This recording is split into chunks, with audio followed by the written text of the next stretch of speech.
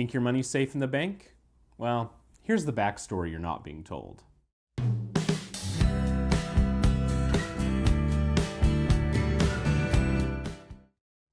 Throughout history, all sorts of things have been used for money.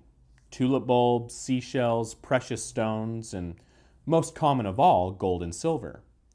As long as whatever people wanted to use as money was a scarce resource, it worked. Governments have long coined their own money with which people buy goods and services and pay off debts. Because of the rarity of gold and silver and the relative ease that it could be transported, gold and silver coins have historically been by far the most common form of government-minted currency. Many of these governments, like that of the Roman Empire, wanted to spend more than they had.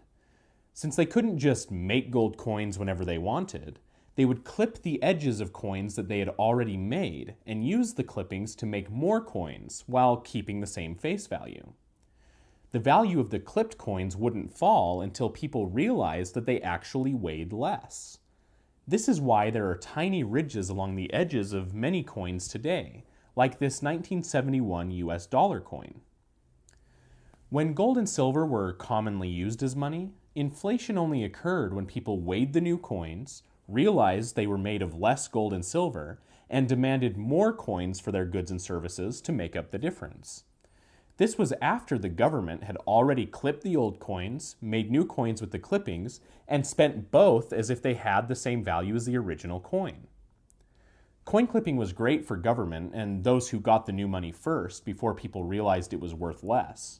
For the poor, they were hurt the most by this practice, because by the time the clipped and new money circulated back down to them, everyone had already raised the prices on their goods and services. Since clipping coins can only go so far before the coins disappear entirely, governments had to figure out a new way to create currency so they could continue to spend more than they took in. Paper money is incredibly cheap to print, and the edges won't disappear over time.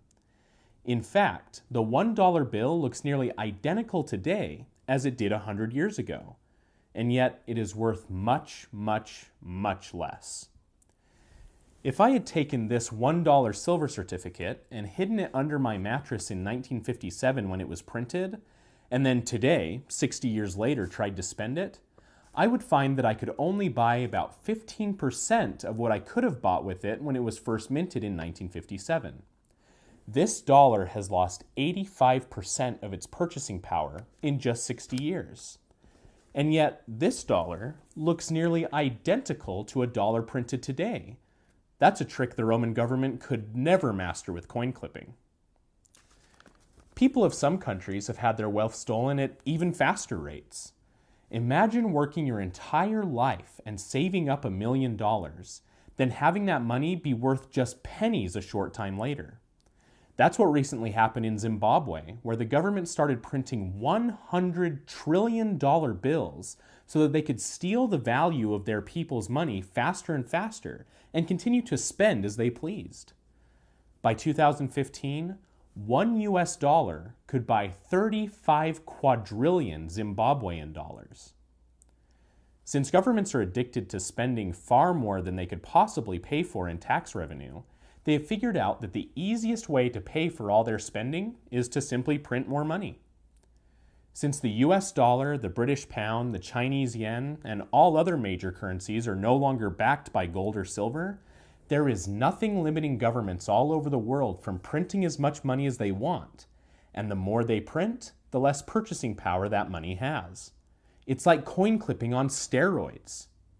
Inflation is a stealth tax that hurts the poor the most. It's a tax that the American people and people all over the world in hundreds of countries never even get the opportunity to vote on. Inflation disincentivizes savings, incentivizes debt, and enables governments to engage in continual warfare without going broke. Inflation is nothing less than government stealing the wealth of their people. And that's the backstory. Hey everybody, thank you so much for watching. I really appreciate all your support. Make sure you subscribe so you can keep up with all of my videos, and also follow me on Facebook. All This with Aldis is the name of our page, and on Twitter at Aldis Talks. Thanks. Catch you later.